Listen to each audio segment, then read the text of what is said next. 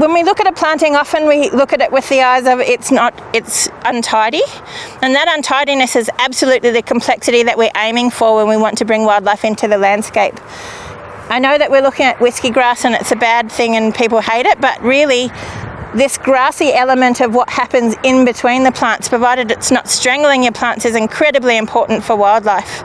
We have emu wrens that used to be on this property, and they may still be here, if we're lucky. So grassy elements particularly, there's a whole decline in our bird fauna, and the small grass-using birds and the small folivorous birds, they're just disappearing out of rural landscapes and out of urban ones because we keep taking away the bits of habitat that are so important. As I said, they're stuck in that layer of habitat that they need to use, and it's not one that we promote, and long grasses are a big part of that. So don't look at your planting and go, it's untidy, I've got a slash between my plants. Provided you've got enough space for your plant itself to grow and it's not being impacted, you want to leave those grasses there and really to encourage them.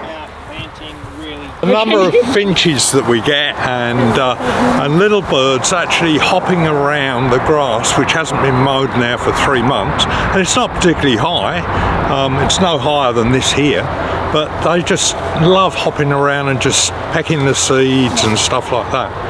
So the neighbours that mow their grass every 2 weeks right through winter are just not seeing that.